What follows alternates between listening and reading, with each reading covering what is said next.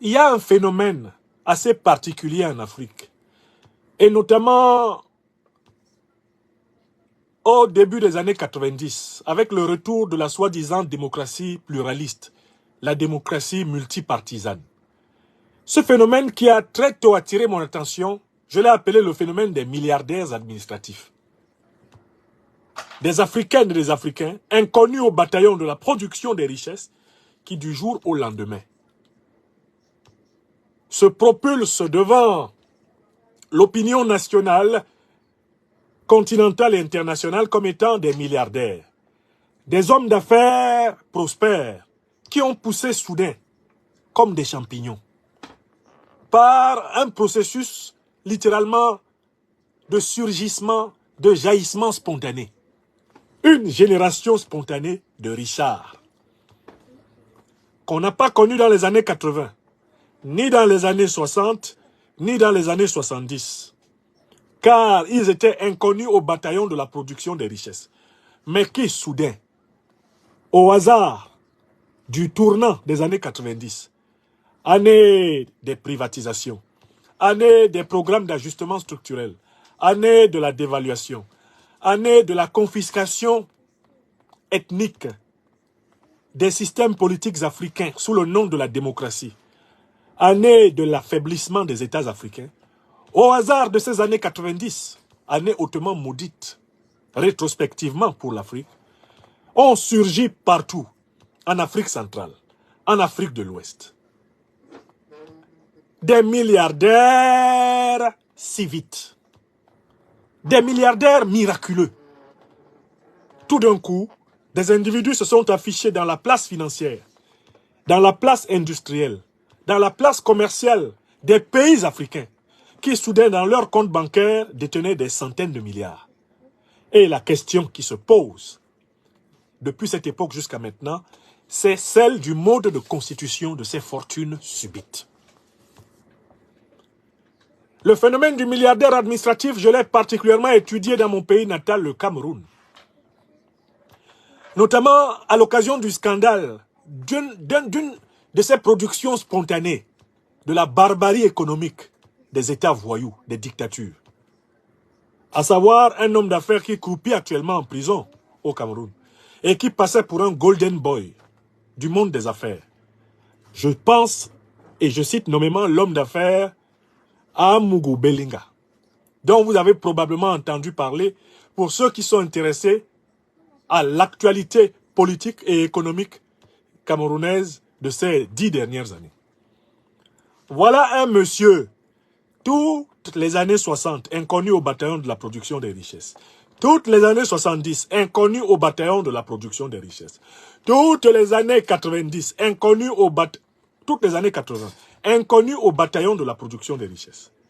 Pratiquement toutes les années 90, inconnu au bataillon de la production des richesses. Subitement, à l'orée des années 2000, le type est bombardé milliardaire. Et on a très vite découvert qu'il s'agissait de bénéficiaires de marchés de gré à gré, de financements tirés des fonds publics camerounais et qui lui ont permis de constituer une fortune personnelle illégitime, énorme, et de constituer des groupes de presse par-ci, groupes commerciaux par-là, parfois même des banques. Et ce phénomène que j'ai observé au Cameroun et qui m'a permis d'élaborer pour Amougou Bellinga le concept de milliardaire administratif. Parce que lui, c'est l'argent public de l'État du Cameroun qui lui a été alloué frauduleusement dans le cadre de marché de gré à gré, dans le cadre d'octroi de fonds de souveraineté de l'État. C'est avec cela que cet homme-là s'est présenté devant les Camerounaises et les Camerounais et dans toute l'Afrique centrale comme un homme d'affaires prospère, alors qu'il n'a jamais gagné le capital avec lequel il a fait les affaires. Mieux, on n'est même pas passé par une banque commerciale pour lui prêter cet argent. Ce sont les fonds publics. Bon. Je tenais à vous donner cet exemple pour vous mettre en état de comprendre qui est Patrice Talon. Parce que dans la crise qui oppose le régime de Patrice Talon au peuple béninois et au peuple nigérien, tout comme aux autorités nigériennes, j'ai été frappé d'un phénomène qui m'a amené à investiguer un peu plus sur l'homme Talon. Je vais vous le dire. Le phénomène qui m'a frappé, c'est le refus de Patrice Talon d'appliquer les accords commerciaux qu'il a signés avec le Niger, en ses qualités de président de la République du Bénin, chef de l'État. Et notamment, ce qui m'a littéralement alerté, c'est le fait que Talon faisait tout pour que le Niger ne soit pas en capacité de contrôler la quantité réelle de pétrole exporté à travers le pipeline qui va de Koulélé à Sémé. Je me suis demandé, mais pourquoi Talon fait-il tout pour qu'il n'y ait pas de Nigériens au comptage du nombre de barils sortis du sol nigérien? Parce que le seul endroit où Talon est devenu intraitable, c'est quand des inspecteurs nigériens sont venus à Sémé pour compter la quantité de pétrole nigérien qui est exporté. Je me suis demandé, mais qu'est-ce qui dérange Talon dans le fait que le Niger s'assure de la quantité de son pétrole qui est exporté? Alors, je me suis dit, mais en fait, qu'est-ce qui se passe si les Nigériens ne sont pas à Sémé et que le robinet du pipeline Koulélé, Sémé, ce robinet est toujours ouvert? Qu'est-ce qui se passe? Alors, il se passe que la quantité de pétrole qui va sortir du robinet et qui va partir au marché international sera connue par qui? À tout prendre, elle sera connue par l'entreprise chinoise CNPC et sa boîte sous-traitante WAPCO, et elle sera connue par Patrice Talon. Ça veut dire que le Niger, selon la stratégie de Talon, ne devrait pas savoir, il devrait être le seul à ne pas savoir quelle est la quantité de son pétrole qui est exporté à l'étranger. Dans ces conditions, le Niger serait donc en situation de pouvoir se faire voler. Talon serait en capacité, dans ces conditions, de procéder à des exploitations et à des exportations frauduleuses du pétrole du Niger. D'autant plus que c'est lui seul qui empêche les inspecteurs nigériens de contrôler la quantité réelle de leur pétrole qui sort au terminal océanique de Sémé-Poyi. La Chine ne s'y est pas opposée, car la Chine a bel et bien signé un accord qui prévoyait que les quantités soient surveillées par les trois parties prenantes de l'affaire. L'État nigérien, l'État béninois et l'État chinois à travers le groupe CNPC et l'entreprise locale chinoise WAPCO. Alors, à partir du moment où j'ai constaté que Talon voulait empêcher les Nigériens de connaître la quantité réelle du pétrole sorti de leur sol et qui allait vers le marché international, j'ai compris que Talon était un voleur potentiel. Je me suis donc dit, il est donc possible, en menant une enquête, en remontant qui est Talon, en essayant de savoir comment cet homme, d'ailleurs, dont on nous dit qu'il était un homme d'affaires prospère, comment cet homme est-il devenu un homme d'affaires prospère, on pourrait retrouver à l'origine même de la prospérité de Talon un véritable braquage, comparable à celui qu'il veut perpétrer contre le Niger à Sémé-Poyi. Je me suis donc fait cette hypothèse. Et me faisant cette hypothèse, je me suis mis à chercher lorsque je suis tombé sur un témoignage incroyable d'un citoyen béninois qui connaît Talon comme sa propre poche. Un témoignage qui date de 2016. Il est de monsieur Martin Rodriguez. Martin Rodriguez. Quelqu'un qui semble maîtriser Talon comme un fidèle maîtrise son chapelet de prière. Sans plus tarder, nous allons donner la parole à monsieur Martin Rodriguez afin qu'il nous dise comment, de son point de vue, Talon a constitué sa capitalisation primordiale. D'où viennent les milliards de Talon? Vous allez apprendre des choses abominables. Vous allez apprendre des choses terribles. Et vous allez mieux comprendre pourquoi Talon voulait voler le pétrole nigérien. Vous allez comprendre que chez lui, c'est une habitude. Il a l'habitude de mettre la main sur ce qui ne lui appartient pas. Il a l'habitude de s'accaparer des choses publiques des peuples. Et cette habitude n'a pas commencé avec le pétrole du Niger. Ça a commencé avec l'argent public du Bénin. De telle façon qu'étudier les conditions de la constitution de la fortune de Patrice Talon conduirait au plus grand scandale de l'histoire économique du Bénin et sans doute à l'un des plus grands scandales de l'histoire économique africaine au XXIe siècle. Je recommence.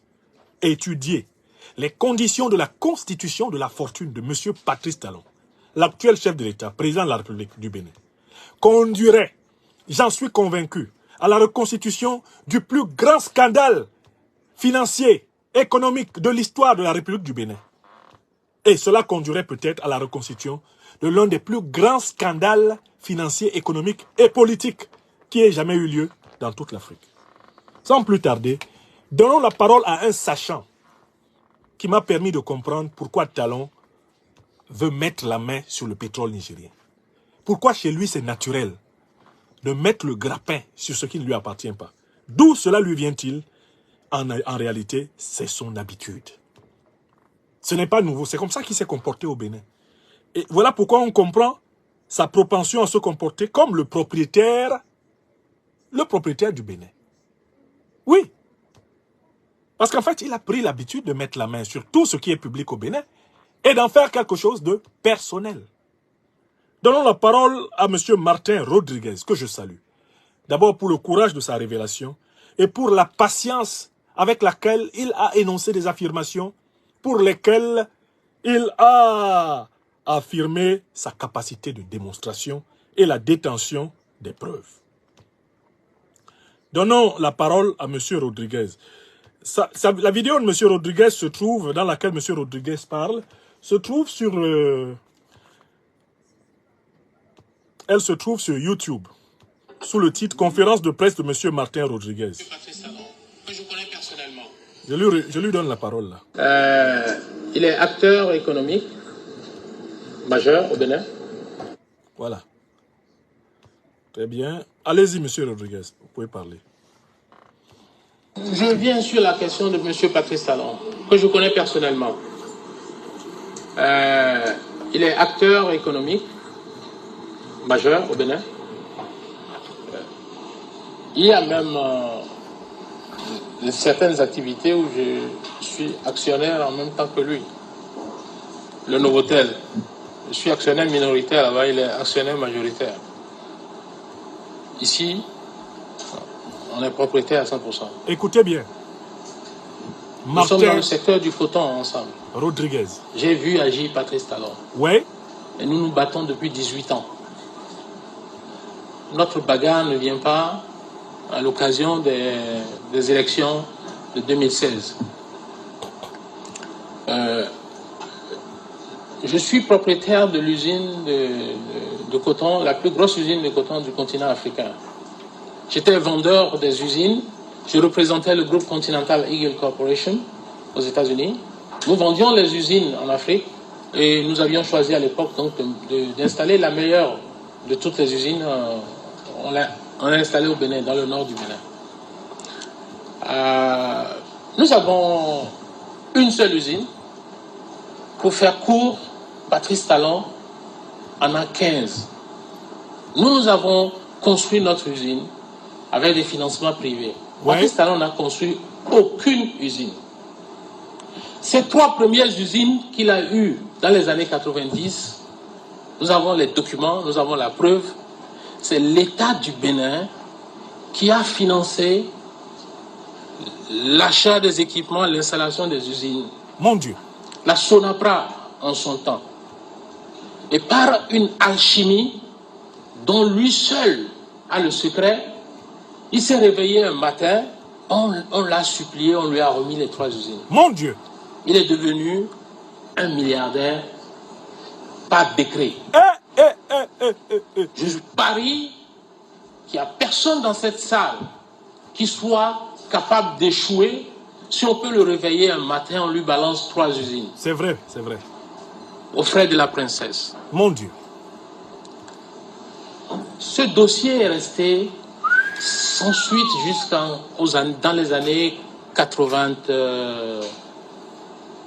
Dans les années 2000, le général Mathieu Kérékou a lancé une opération d'investigation. Écoutez bien. Qui a abouti à un préjudice de 200 milliards. que l'État béninois a subi au profit de Patrice Talon. Mon Dieu. Et quand on a envoyé chercher Patrice Talon, il a fait le mur. Il a escaladé le mur. Vous voyez, il est très habile. Hein? Astaghfirullah. Il a fait le mur, il est parti à Paris. Il a sauté un mur. Il a disparu pendant 6 mois. Comme Ouattara. 6 mois après, sur intervention, il est revenu au Bénin. Merde. Il a repris du service. Ce dossier n'a jamais connu de suite. Patrice Talon ne s'est jamais expliqué par rapport à ce dossier. 200 milliards. 200 Pour milliards. un pays aussi pauvre que le Bénin. Mon Dieu. Pauvre Bénin. J'ai entendu dire qu'il explique Milliardaire par qu'il y a décret. un non-lieu. Ce n'est pas que des criminels qui sont en prison. Et tous ceux qui sont en liberté ne sont pas innocents. Astaghfirullah. La justice, si vous avez de bons avocats, vous pouvez toujours vous sortir des griffes de la justice. Je parle de questions morales. Ça, c'est ma position par rapport à ce dossier. Je vous donne un autre exemple. Oui. J'ai les documents. Hein. Parlez, Les parlez. journalistes qui veulent, je peux vous en distribuer si vous voulez. Très bien, À la monsieur fin. Rodriguez. Allez-y. Je vous donne un autre exemple. Ouais. Je reviens toujours à ma dernière interview que j'ai faite à New York avec Canal 3. Je me suis attaqué à Patrice Talon en le traitant de pilleur de l'économie, de prédateur. J'ai Ah parlé bon? sur Africa numéro 1, qui m'a interviewé, j'étais à Washington, je crois, je ne sais pas combien de mois ça fait. Ouais. Et j'ai parlé du fait que Yahi Boni n'a jamais gouverné le Bénin depuis 2006, qu'il était otage de Patrice Talon. Yahi Boni, otage de Vous Talon. constatez. On a dit qu'il y avait combien de candidats qui ont soutenu Patrice Talon pour le deuxième tour, qui se sont ralliés à lui. Il y a 17 ministres, anciens ministres du président Yahi Boni. Yahi Boni n'a jamais gouverné le Bénin depuis 2006. C'est un otage. Il a toujours été un otage jusqu'à ce qu'il s'en sépare. Et c'est ce qui lui a amené des soucis. La plupart de tous ces ministres ont été nommés par Patrice Talon. C'est pas possible. C'est pour ça qu'il peut les récupérer aussi facilement. Hein? Mais j'ai vu, quand j'ai quitté les États-Unis il y a quelques jours, j'ai vu une vidéo qui a circulé où il y avait des ministres qui font partie aujourd'hui de la coalition de rupture, qui avaient des éloges sur le président Yahi Boni il y a de cela seulement quelques mois en arrière. Et aujourd'hui, c'est eux qui veulent la rupture. La rupture, ça s'appelle. C'est contenu dans quoi? Qu'est-ce qu'il y a là-dedans? Quel est le contenu de la rupture? C'est Talon qui nous a vendu en 2006 le changement. Ouais. Tout le monde a vu M. Talon en première ligne défendre, soutenir la candidature à coups de milliards du président Yahi Boni. Ah. Et je vais vous dire, je ne sais pas combien officiellement il aurait dépensé pour cette élection, mais ce que je sais est que moins de 2 semaines après la prestation de serment du président Yahi Boni a décaissé 13 milliards pour soi-disant payer les arriérés au titre des intrants agricoles 13 milliards. L'ancien gouvernement a accumulé pendant des années et jamais les paysans ne se sont jamais plaints. Il a fallu que le président Yahi Boni arrive pour qu'on le prenne. On l'a déporté de la présidence. J'ai dit déporté. On a amené le président au ministère de l'Agriculture faire une réunion où on lui a fait voir que s'il ne paye pas la dette de 13 milliards, il n'y aura pas de production agricole. Et on a fait venir quelques paysans du Nord qui ont signé des documents pour dire qu'ils menaçaient de ne pas faire la production agricole si on ne leur donne pas les arriérés. Et ça a chiffré à 13 milliards. Patrice Talon venait de se faire rembourser ce qu'il aurait dépensé pour la campagne de 2006. C'est pas possible. Mais ça n'a pas suffi. À Eh oui. quelques semaines après, il y a eu un décret signé du ministre Koupaki avec un certain nombre de ministres. Le décret est là, la copie est ici. Où on a cédé les 10 usines de la Sonapra à M. Patrice Talon. C'est pas possible. Encore du décret. Vous dites que quelqu'un ne va pas devenir milliardaire comme c'était comme le milliard là. Merci à toi, Philippe Ouai Sénégal. Mais il a fallu que nous nous soulevions. On a fait une campagne de presse. On s'est battu. Le président Yahi Boni m'a appelé personnellement pour me demander pourquoi je m'attaquais à lui. Je lui ai expliqué que ce n'était pas admissible. En son temps, ils ont annulé ce processus. Ils sont revenus de plus belle quelques mois plus tard, ce qui a abouti à la création de la SODECO. Partagez l'émission. Donnez-la au peuple béninois. Les 10 de la SONAPRA sont rentrés dans la poche de Patrice. C'est pas possible. Mais au passage, vous pouvez remarquer, chaque année, plus de 15 milliards partent chaque fois pour des subventions dans le but de la production agricole. On fait, il y a un mécanisme de vol et de pillage. C'est pas possible. Le Je vol. vous explique le mécanisme. Talon. On se lève et on fait une projection sur quelle quantité de coton on va produire. Oui.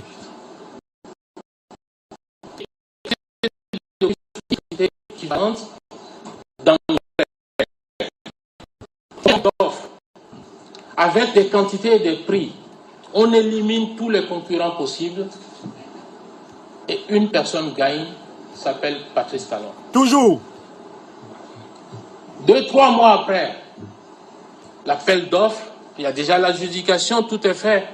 Au moment de livrer, monsieur revient et trouve que les prix ont changé au marché. On fait un avenant, on lui balance 15 milliards. C'est pas possible, Seigneur. Mais quand il touche les 15 milliards, dans le but, par exemple, de produire 350 000 tonnes, mais qu'au terme de la campagne, il ne produit que 150 000 tonnes. Mais personne ne lui pose la question de savoir, mais où est la différence? Il a empoché. Non, cette campagne est clôturée et l'année suivante, on recommence. Le même jeu recommence.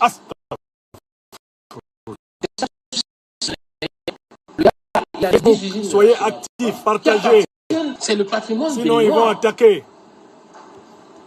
Partagez l'émission. Près de 100 milliards de subventions en 6 ans. C'est l'une de ces subventions-là que le président Yahi Boni a arrêté. Merci, mais avant d'arrêter, on lui verse les dites subventions. On a découvert qu'il avait déjà partagé l'émission. C'est comme ça qu'il s'est retrouvé au commissariat central, enfermé pendant 48 heures. Mais comme il est habitué, il s'en est sorti encore une fois, il est parti. Il a fui. C'est après ça qu'on nous a sorti une affaire de 3e mandat. Maintenant, il y avait déjà eu le 2e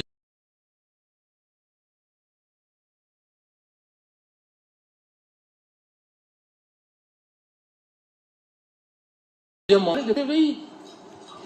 Donnez-moi un exemple d'un autre pays au monde où on peut confier à un individu la collecte des fonds de la douane. C'est pas possible. Des impôts. Un individu, un particulier. Nos frontières, l'aéroport, c'est lui seul qui avait la fonction de ramasser tout cet argent. C'est pas possible. Et quand il finit de prendre sa part, il donne ce qui reste à l'État. Le Bénin est mort. C'est ça, PVI.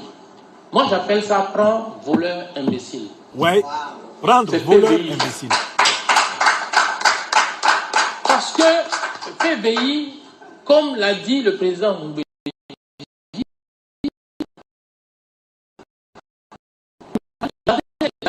de la signature de PVI. C'est grave.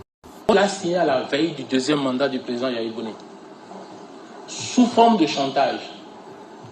Il rendait des visites au président Yahi Boni et le président Mbeki pour le faire croire au président Yahi Boni qu'il s'apprêtait à financer le PRD. Pris de peur, le président Yahi Boni lui a donné le PVI. Vous voyez ça? Il a paralysé le pays. Vous voyez l'homme qui tient le Bénin en otage? Les milliers de jeunes transitaires sont tous devenus des esclaves. Oh mon Dieu. Le Niger, nos pays voisins. Ah, le Niger. Tout le monde s'est plaint et se plaignait. Le port s'est vidé. Ah.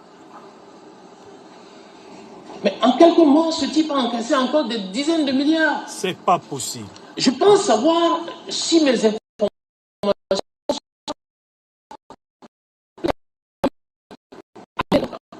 Parce qu'il avait vu le préjudice que ça portait à l'économie. Parce que moi, j'ai vu, personnellement, je suis allé à Lomé. Je viens depuis les États-Unis, je viens au Togo, je viens au Nigeria, je vais dans les pays voisins, je survole mon propre pays. Parce que j'ai toujours combattu le comportement de Patrice Talon qui m'a promis, moi, face à face, que le jour qu'il a le contrôle du pouvoir politique, où je me tais, où il me met en prison. Vous avez vu? C'est le président Yahibouni qui m'a envoyé en exil. Sinon, Patrice Talon ne possède pas la police ni la gendarmerie. Le président Yahibouni m'a appelé pour me dire, éloigne-toi de moi.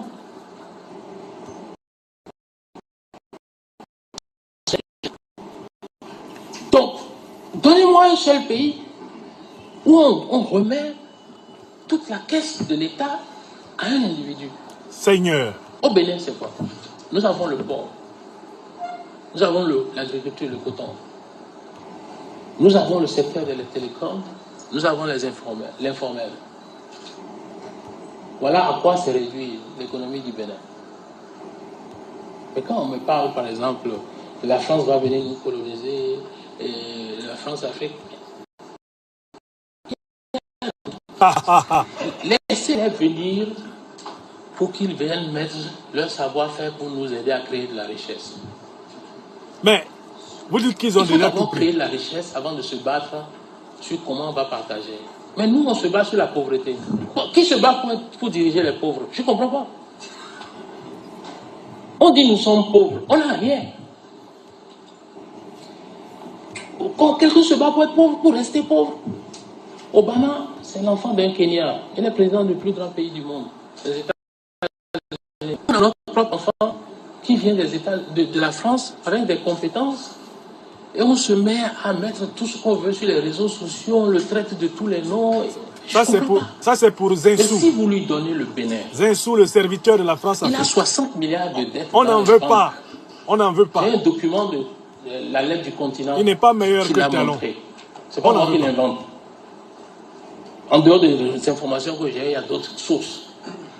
Il réclame 144 milliards de dommages et intérêts à l'État béninois au titre de PVI.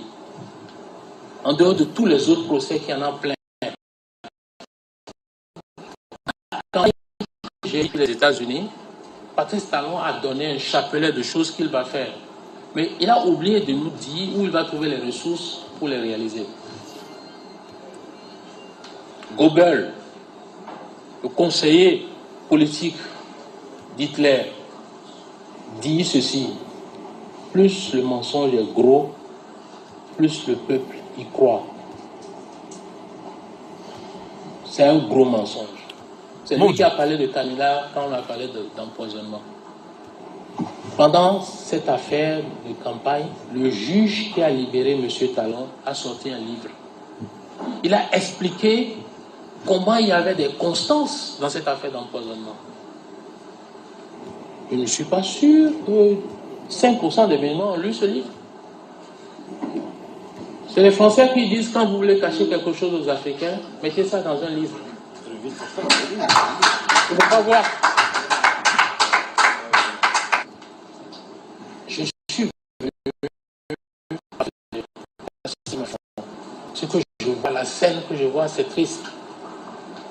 Il y a beaucoup de gens qui sont autour de cette table de ralliement, à qui j'ai parlé personnellement, avant les élections, pendant les élections et après le ralliement, et qui m'ont dit, ah, on n'a pas le choix. On n'a pas le choix.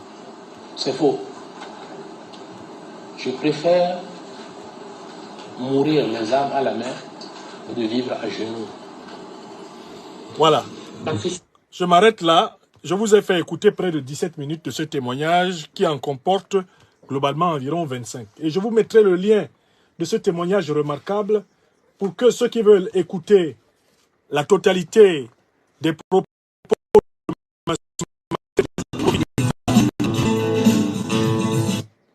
pour qu'ils en profitent plus tard. Je voulais vous faire écouter ce témoignage pour que vous vous rendiez compte de manière évidente que la fortune de Patrice Talon vient des caisses de l'État du Bénin. Patrice Talon est un milliardaire par décret. C'est un milliardaire administratif. C'est une fabrication. Eh bien, du capitalisme d'État. C'est une fabrication du favoritisme d'État. Patrice Talon n'est pas un capitaine d'industrie, un créateur d'affaires, un homme qui, parti de rien du tout, serait devenu ce qu'il est. Non. Son capital, c'est la caisse publique de l'État du Bénin qui le lui a donné. À partir du moment où ça, c'est une évidence, parce que le nombre de faits qui sont cités par M. Martin Rodriguez est tellement impressionnant. À partir du moment où cela devient évident, nous pouvons donc, de manière certaine, dire que nous comprenons pourquoi Talon veut de l'opacité, veut de la non-transparence, veut du flou dans le processus de commercialisation du pétrole du Niger. Nous le savons très clairement. C'est parce que Talon est un escroc. C'est un escroc. Et le témoignage de Martin Rodriguez établit que c'est un escroc de très longue date. Plusieurs fois d'ailleurs, il a eu maille avec la justice pour cette escroquerie. Et quand la justice béninoise récupérera sa liberté, son indépendance, et qu'elle ouvrira sérieusement le dossier Talon, ce sera le plus grave scandale politique, économique, financier de l'histoire du Bénin, et peut-être l'un des plus graves de toute l'histoire de l'Afrique contemporaine. C'est ce que je voulais vous démontrer. Moi, à partir de ces révélations de M. Martin Rodriguez, que j'ai recoupées par d'autres révélations, j'ai compris pourquoi Talon ne veut pas que le Niger prospère. En fait, parce qu'il a l'habitude de siphonner l'argent public. Talon a l'habitude de se comporter avec l'argent public comme de l'argent privé. C'est un milliardaire fabriqué avec l'argent public du peuple béninois. Et il pense qu'il peut faire la même chose avec l'argent public. Pas une révolution panafricaniste qui est en cours. L'argent public nigérien ne peut pas partir comme ça. Les autorités nigériennes ont des comptes à rendre à leur peuple. Elles sont obligées d'utiliser l'argent public du Niger avec parcimonie, avec redevabilité, avec imputabilité, avec mesure. Est-ce que c'est clair? Et c'était ça le premier sujet que je voulais aborder aujourd'hui. Vous pouvez compléter la description que je viens de vous donner des milliardaires administratifs avec le cas d'Alassane Dramane Ouattara et sa femme, Dominique Folorou Nouvian Ouattara en Côte d'Ivoire. Ce sont des milliardaires administratifs. La quasi-totalité des dictatures d'Afrique francophone est constituée de milliardaires qui occupent aujourd'hui le rang d'hommes d'affaires en rivalisant avec des hommes d'affaires qui, eux, ont produit leur richesse par du travail et des fonds privés. Il y a une usurpation de la fonction commerciale, de la fonction entrepreneuriale, une usurpation de la fonction économique privée par des milliardaires par décret. Biya en a Congo en a fabriqué à foison au Gabon. Obiangema en a fabriqué à foison en Guinée équatoriale, des milliardaires administratifs. Sassou Nguesso en a fabriqué à foison au Congo. Des milliardaires administratifs sont pleins au Togo. Alassane Dramane Ouattara lui-même et sa femme sont des milliardaires administratifs. Ouattara est arrivé à la fin des années 80 en Côte d'Ivoire, il n'avait rien. Que peut-être les reliquats de ses salaires de fonctionnaires de la BCAO et avant cela ou après cela du FMI et de la Banque mondiale. Ce sont des salaires raisonnables. Ce n'est pas avec cela qu'on est milliardaire. Sa femme est arrivée en Côte d'Ivoire dans les années 70. Elle était ménagère. Je dis bien ménagère. Femme au foyer. Elle n'avait pas un travail. À la fin des années 80, début 90, elle était déjà à la tête d'une fortune immobilière. C'est l'immobilier de l'État de Côte d'Ivoire. La fortune de Félix Houphouët-Boigny, dont on sait qu'elle était même difficile à séparer des biens publics ivoiriens. Elle-même, cette fortune, à un moment donné. C'est là-dessus que les Ouattara ont fait leur accumulation primordiale. Alassane Dramane Ouattara a ensuite accumulé à travers les privatisations des entreprises publiques ivoiriennes. Dans les années 90. Et maintenant, il est assis sur le budget de souveraineté de la Côte d'Ivoire, où il prend en moyenne 350 milliards de francs CFA par an. Et il gère ça à volonté depuis plus de 10 ans. Voilà le vol. Donc, vous voyez, Talon et Ouattara sont des milliardaires administratifs. Patrice Talon était un milliardaire administratif. Et c'est sa cupidité, sa voracité, son comportement d'estomac sans fond. C'est ce comportement qu'il a déporté sur notre peuple. Il veut voler le pétrole des Nigériens. Mais parce qu'il a l'habitude de voler l'argent des Béninois. Quand je vous disais ici que les peuples béninois et nigériens doivent être unis dans la lutte contre Talon, certains d'entre vous doutaient encore. Mais l'histoire de la fortune de Talon suffit à en faire un justiciable qui devra affronter la haute cour de justice.